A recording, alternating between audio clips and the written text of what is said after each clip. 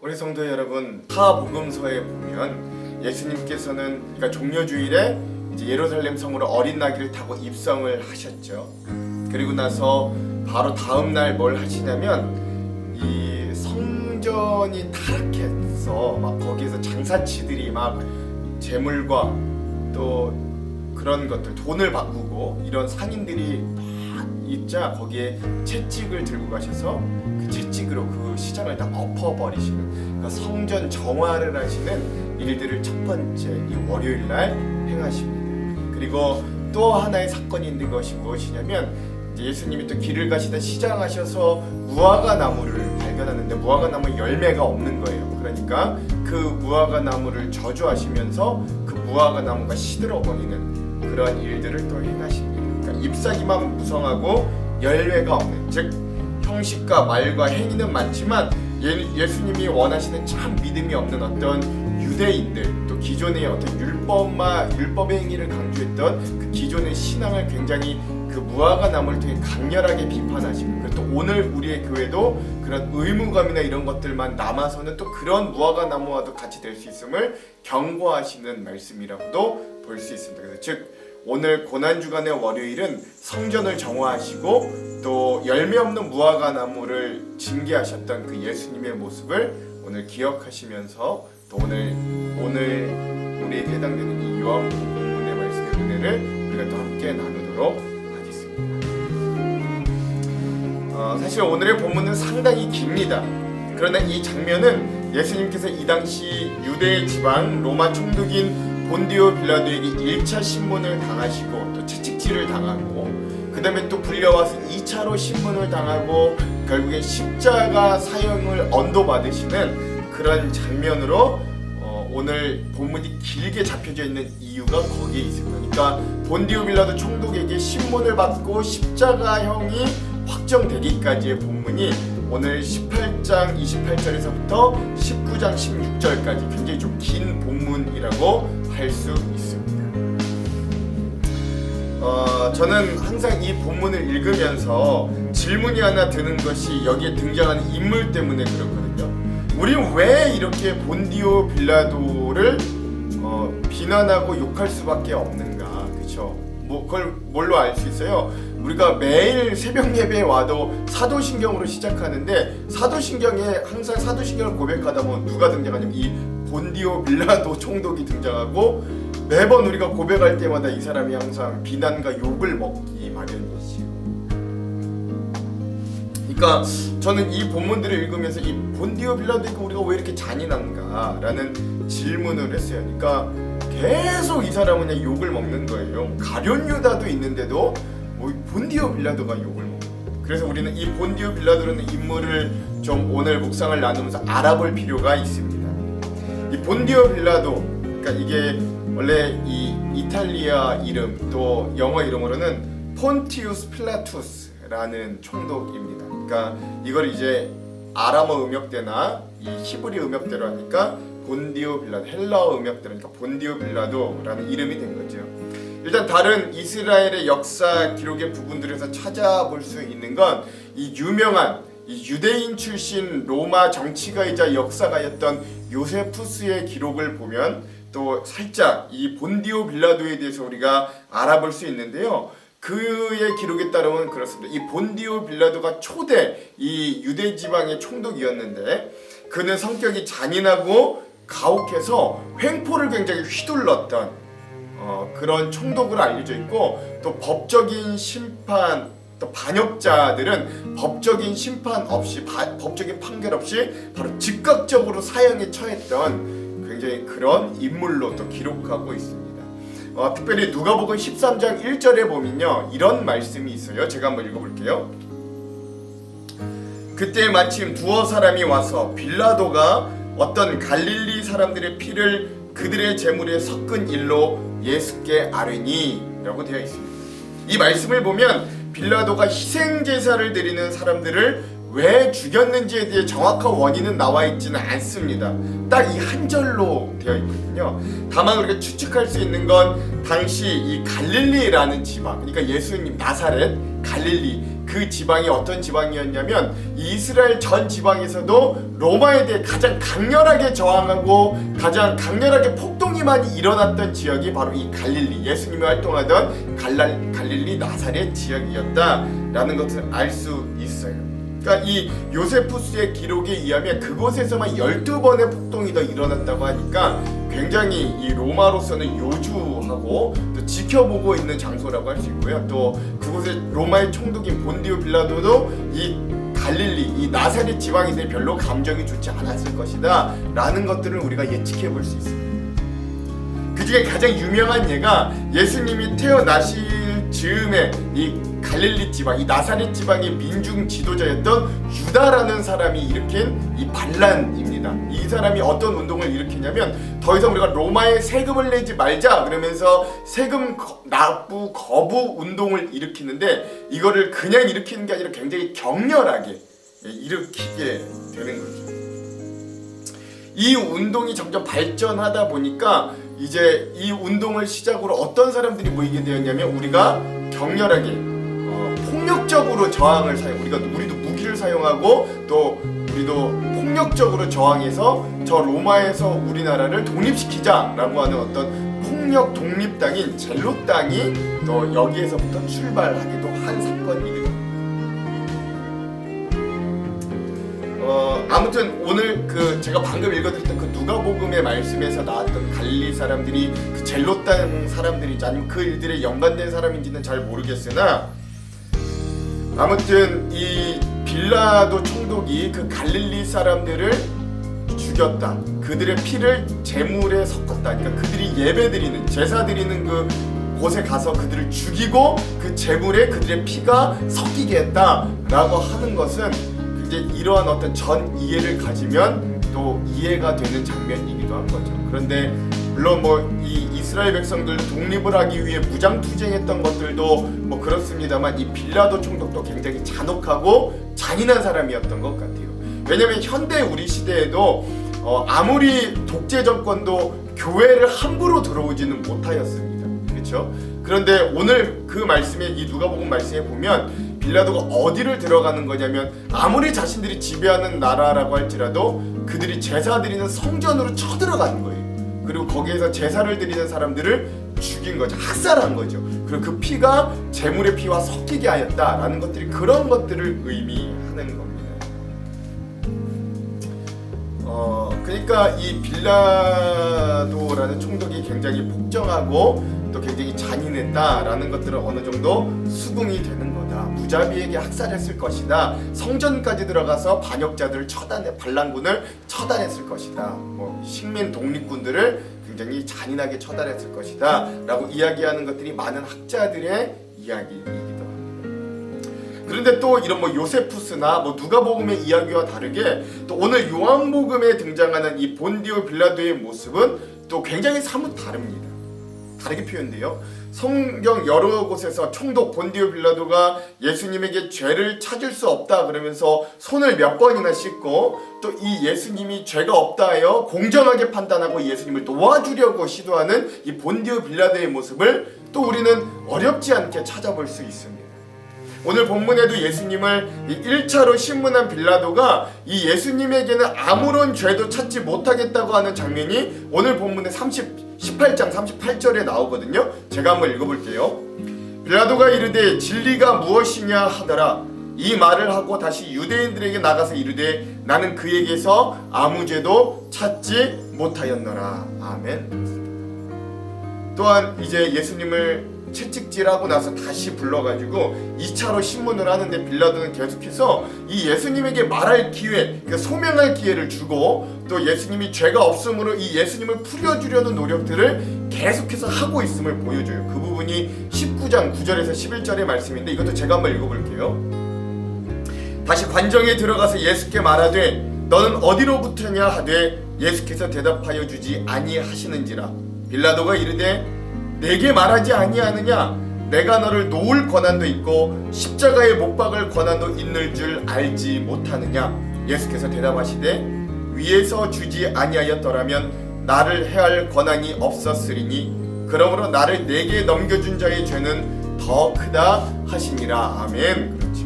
그러니까 사실 이렇게 보면 우리가 사도신경에서 매일 반복하여 고백하는 게 예수님께서 본디오 빌라도에게 고난을 받으셨다라고 하는데, 사실은 유대교와 유대교 종교 지도자들의 모함을 받아 죽이신 것이지 이 본디오 빌라도는 지금까지 수십억 명 기독교인들에게 욕을 먹을 이유가 이 성경에 보면 별로 좀 없다라고 싶은 생각이 드는 거예요.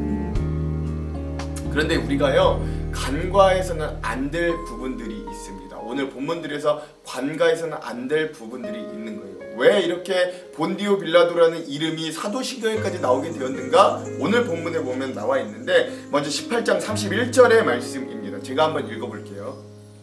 빌라도가 이르되 너희가 그를 데려다가 너희 법대로 재판하라. 유대인들이 이르되 우리에게는 사람을 죽이는 권한이 없나이다 하니. 아멘. 즉 이 유대인들과 유대교 지도자들이 아무리 예수님을 죽이려고 하여도 그들의 식민지의 법상 그들의 어떤 자치적인 법으로는 사람을 사형시킬 권한이 없었어요.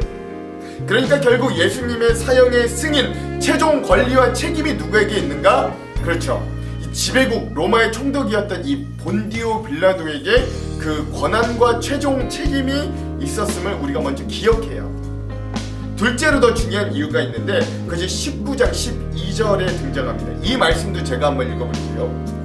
이러함으로 빌라도가 예수를 놓으려고 힘썼으나 유대인들이 소리질러 이르되 이 사람을 놓으면 가이사의 충신이 아니니이다. 무릇 자기를 왕이라 하는 자가 가이사를 반역하는 것이니이다. 아멘. 이렇게 되어 있습니다.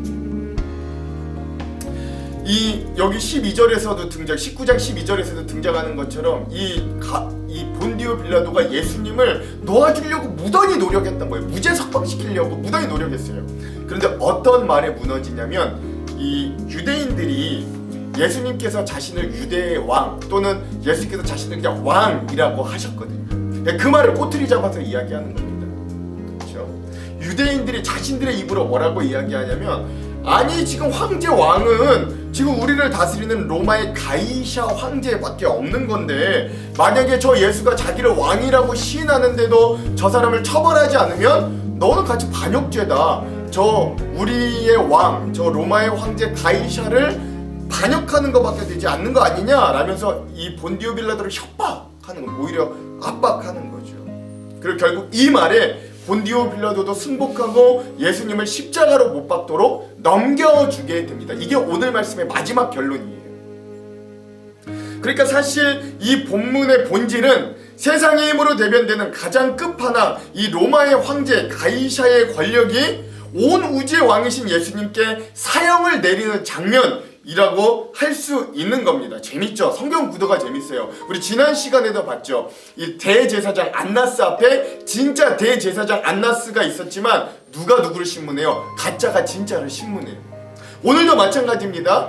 오늘 이 당시 가장 센 왕, 이 당시 가장 권력자 누구였냐면 로마 황제 가이샤였어요. 그렇죠? 그리고 그 가이샤의 권한을 받은, 그 가이샤의 힘과 권능을 받은 이 본디오 빌라도가 예수님을 신문해요. 근데 예수님 누구예요? 진짜 온 세상의 주인 왕이시라고. 그러니까 가짜 세상 권력 왕이 진짜 온 우주의 왕을 사형 선고하는 이 참 역설적인 장면이 오늘 등장하고 있는 겁니다. 그러니까 여러분, 이 본디오 빌라도는 그저 개인의 한 사람으로 볼 것이 아니라 이 세상의 힘을 대변하고 이 세상의 힘과 권력을 가장 일선에서 누리고 휘두르는 사람으로 보는 것이 맞아요. 그가 예수님께 아무 죄가 없고 그래서 예수님을 석방하려고 열심히 노력하는 것은 인정합니다. 그러나 결국 그도 세상의 힘과 질서라는 이 갈림길에서 결국 세상의 힘과 질서를 온전히 선택한 것이에요. 또한 그는 그러한 세상의 힘의 정점 한가운데 서 있는 그들의 대표자로 오늘 말씀이 서 있다라고 할 수 있는 겁니다. 여러분, 이 세상의 힘이 얼마나 잔혹하고 얼마나 잔인한지 오늘 말씀에도 보시면 18장 40절에 1차 신문이 끝나자 빌라도 총독이 예수님을 채찍질하라고 명령하거든요. 우리가 좀 생각해봐야 될 게 여기서 채찍질이요, 그냥 우리가 일반적으로 생각하는 가죽 채찍이 아닙니다. 그것도 아프고 너무나 힘든데 로마의 채찍은 잔인하기로 유명했어요. 우리가 일반적으로 생각하고 있는 가죽 채찍에 이 사람들은 쇠의 파편을 심어 놓습니다. 그러니까 그것으로 맨살에 이 죄인을 때리면 어떻게 되냐면 그 쇠의 파편이 그 죄인의 등에 찍혔다가 그걸 떼내면 살점이 뜯겨나가는 거예요. 아우, 생각하기도 싫은데 굉장히 끔찍한 채찍인 것이죠. 예수님이 이미 그 채찍으로 심각한 육체적인 상처를 입으셨어요. 그리고 나서 2차 신문이 끝나자 또 이 빌라도가 예수님께 뭘 선고해요? 가장 극악한 사형의 방법인 이 십자가 사형을 언도하는. 그러니까 여러분, 신문이 끝날 때마다 굉장히 잔혹한 폭력을 예수님께 계속 자행하는 거예요. 이것이 오늘 이 세상의 힘이 가지고 있는 잔혹함과 잔인함을 여실히 드러내주는 장면이다 라고 할 수 있는 겁니다. 누가 누구를 벌해요? 가짜 왕이 진짜 어느 주의 왕을 지금 잔혹한 폭력으로 박해하고 죽이는. 그러므로 오늘 우리가 사도신경을 고백할 때 본디오 빌라도에게 고난을 받으시고 라는 고백은 이 본디오 빌라도 총독 개인을 모독하고 욕하는 의미라기보다는 그가 대변하는 어떤 세상의 권력과 폭력적인 힘이, 그리고 그 힘과 권력을 욕망하는 사람들의 죄가 결국 저 예수님을 십자가에 못 박혀 죽게 했다라는 고백, 그리고 여전히 그 힘을 얻지 못해 안달나있는 우리들을 향한 고백이다 라고 할 수 있는 겁니다. 여러분, 이렇게 들으시면 이제 본디오 빌라도가 남의 얘기처럼 들리십니까? 아니요. 오늘 또 다른 본디오 빌라도가 나인 거예요. 여러분인 거예요. 그럼에도 불구하고 하나님은 그 세상의 대표자의 입에서도 아까 읽었듯이 이 본디오 빌라도의 입에서도 뭐라고 고백하냐면 이 사람은 아무 죄가 없다. 이 사람은 아무리 내가 봐도 이 사람은 죄가 없다. 자기가 왕이라고 할지라도 이 사람은 죄가 없다 라고 하는 고백이 나오게 하시는 겁니다. 즉 오늘의 본문의 상황 가운데서도 예수님은 자신의 죄 때문에 십자가에 못 박히는 것이 아니라 세상의 죄 때문에, 즉 우리의 죄 때문에 십자가에 못 박혀 죽었다는 증거를 천하에 알리기 위해 하나님의 놀라운 계획이 이 빌라도의 입에서도 고백되어진다라는 걸 기억할 수 있어야 됩니다. 그러므로 죄 없으신 하나님 자체이셨던 이 예수님께서 바로 나의 죄 때문에, 우리의 죄 때문에, 이 극악하고 잔인한 세상의 죄 때문에 고난과 수치와 저주와 죽음의 심판을 나를 대신하여 받았음을 여러분 깨닫게 되었 줄로 믿습니다. 이것이 이 세상을 이처럼 사랑하신 이 예수님의 사랑이었던 거예요. 그러므로 빌라도에게 고난을 받으사 십자가에 죽으시고의 고백이 나에게, 즉 나의 죄 때문에 고난을 받으사 십자가에 죽으시고의 고백으로 변환되어야 할 줄로 믿습니다. 그러니까 그 고백할 때마다 우리 이렇게 고백해야 되는 거예요. 하나님, 저 빌라도, 저 세상 때문에 이 주님이 돌아가셨다, 이 고백이 아니라 오늘 빌라도를 사모했던 나, 오늘 그 세상의 힘을 그렇게 더 가지고 싶었던 나 때문에, 나 때문에 주님이 고난 받으시고 나 때문에 십자가에 죽으셨습니다 라는 고백이 되어야 한다라는 것이죠.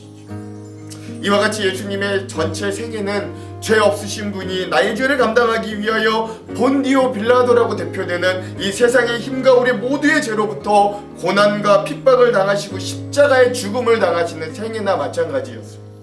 죄 없는 분이 이 추악하고 죄된 세상 속으로 들어오셔서 죄인의 육신을 입고 태어난 그날부터가 바로 예수님 자체에게는 고난과 저주의 시작이었음을 여러분 기억하십시오.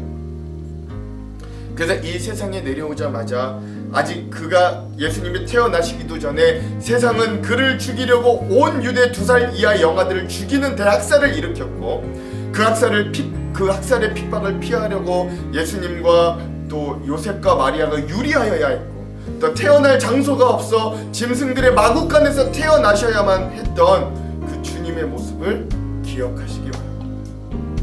이는 예수님이 태어날 때부터 이 세상에 임금으로 오신 것이 아니라 이 세상에 속한 분이 아니라는 것을 우리들에게 잘 알려주기도 하는 장면이죠.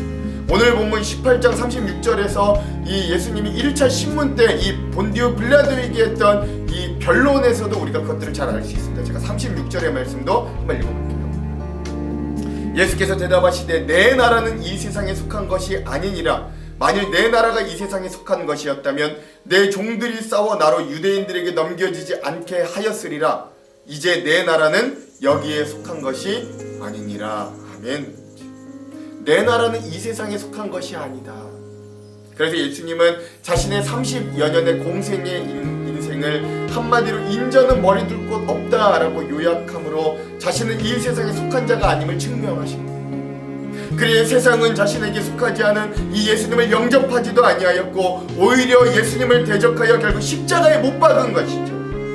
그렇게 예수님은 하나님 아버지를 향한 완전한 순종으로 세상이 주는 온갖 채찍과 조롱과 수치와 핍박에 아무 대항도 말 한마디도 없이 묵묵히 도살장에 끌려가는 어린 양으로 십자가를 지신 겁니다. 그리고 자기 백성에 대한 극치의 사랑을 몸소 보여주시고 겪어내 주셨습니다. 사랑하는 성도 여러분, 오늘 우리도 이 땅에 발붙이고 살아가지만 여러분 제발 우리의 머리와 가슴은, 눈은 저 하늘을 향하길, 그 예수를 향한 저 십자가를 향하기를 간절히 소망해봅니다. 오늘 세상의 힘을 갈구하던 우리가 빌라도였고, 오늘 세상의 욕망과 탐욕을 그대로 답습한 우리가, 이것이 상식이 되어버린 우리가 본디오 빌라도였음을 처절히 깨닫고 다시금 마음으로 돌이켜 예수님의 십자가로 그 마음과 눈을 향하시는 저와 여러분 되기를 주님의 이름으로 축원합니다. 기도하겠습니다. 하나님, 온 우주의 진정한 주인이시고 우리의 왕이신 주님이 오늘 이 세상의 힘과 권력, 그것을 가지고 왕이라 자부하였던 세상의 권력, 가이샤, 본디오 빌라도, 그 세상의 잔인하고 잔혹한 왕 앞에서 모진 채찍질을 당하고 십자가 사형을 언도받는 장면을 우리가 봅니다. 하나님, 그동안 우리는 우리 스스로가 본디오 빌라도가 아닌 줄 알았습니다. 그러나 주님, 우리도 여전히 그 세상의 힘을 갈구하였고 여전히 탐욕하였고 여전히 그 죄 가운데 살았으므로 우리가 본디오 빌라도였음을 주님 앞에 고백합니다. 주님, 우리가 주님을 아프게 하였고 우리가 주님을 십자가에 못 박았음을 고백하게 하옵소서. 그럼에도 불구하고 그 모든 것들을 덤덤히 지시고 우리를 사랑하신 주님을 기억하게 하여 주시옵소서. 오늘 우리들이 절제해야 될 것, 인내해야 될 것들을 알게 하시고 온전히 주님을 향하여 우리의 마음을 열어 하나님 그 십자가의 길을 온전히 같이 동참하며 나아가는 귀한 시간이 될 수 있도록 인도하여 주시옵소서. 또 오늘 우리의 온전한 믿음이 더욱더 성장하도록 우리와 함께하여 주시옵소서. 예수님 이름으로 기도합니다. 아멘. 오늘은 마커스 워십의 그가 오신 이유라는 찬양을 들으면서 오늘 묵상을 마무리하도록 하겠습니다. 그럼 사랑하는 성도 여러분, 승리하십시오. 새벽이라 그들은 더럽힘을 받지 아니하고 유월절 잔치를 먹고자 하여 관장에 들어가지 아니하더라. 그러므로 빌라도가 밖으로 나가서 그들에게 말하되, 너희가 무슨 일로 이 사람을 고발하느냐? 이 사람이 행악자가 아니었더라면 우리가 당신에게 넘기지 아니하였겠나이다. 너희가 그를 데려다가 너희 법대로 재판하라. 유대인들이 이르되 우리에게는 사람을 죽이는 권한이 없나이다. 이는 예수께서 자기가 어떠한 죽음으로 죽을 것을 가리켜 하신 말씀을 응하게 하려 함이로라. 이에 빌라도가 다시 관장에 들어가 예수를 불러 이르되, 내가 유대인의 왕이냐? 이는 네가 스스로 하는 말이냐? 다른 사람들이 나에 대하여 내게 한 말이냐? 빌라도가 대답하되, 내가 유대인이냐? 내 나라 사람과 대제사장들이 너를 내게 넘겼으니 내가 무엇을 하였느냐? 내 나라는 이 세상에 속한 것이 아니니라. 만일 내 나라가 이 세상에 속한 것이었더라면 내 종들이 싸워 나로 유대인들에게 넘겨지지 않게 하였으리라. 이제 내 나라는 여기에 속한 것이 아니니라. 그러면 내가 왕이 아니냐? 네 말과 같이 내가 왕이니라.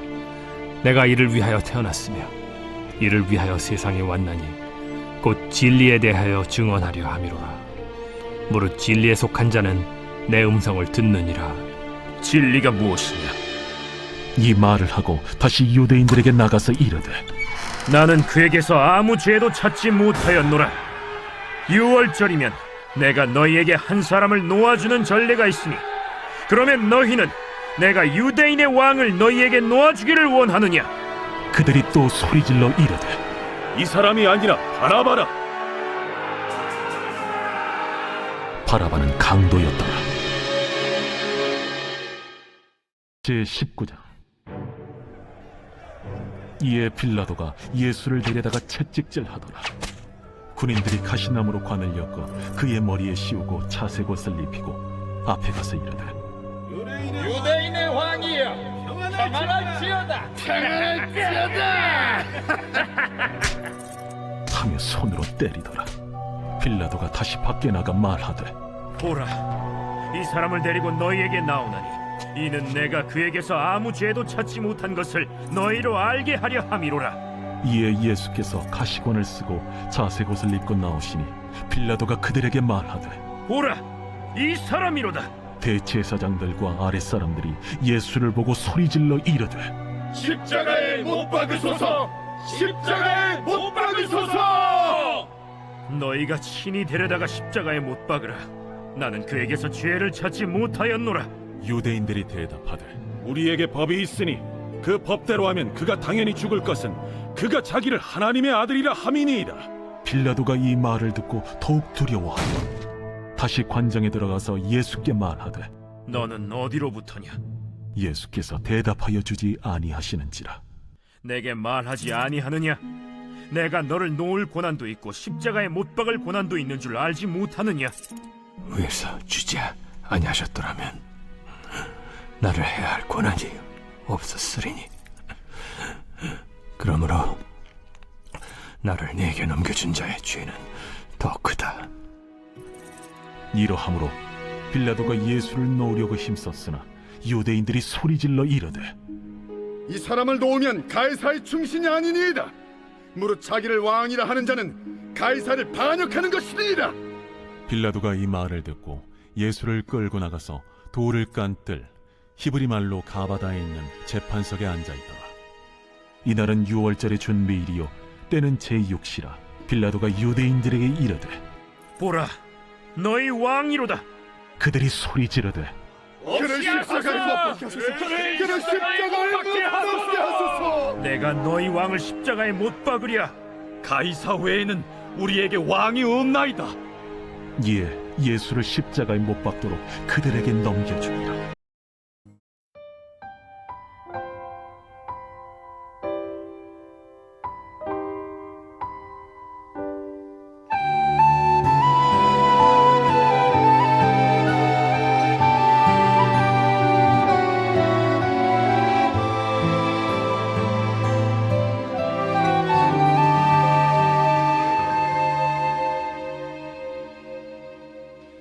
이 세상 가장 아름다운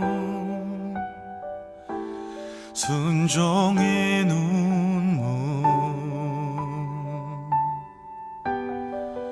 온 세상 다시 빛나게 한 생명의 눈물 그가 이 땅에 오신 이유 죽어야 살게 되고 져야만 승리하는 놀랍고 영원한 신비 지으신 그대로 회복시킨 우리의 창조주 그리스도 십자가의 길로 아버지 뜻 이루셨네 그가 이 땅에 오신 이유 이제 우리에게 맡겨진 그 소망 그 사랑 그 생명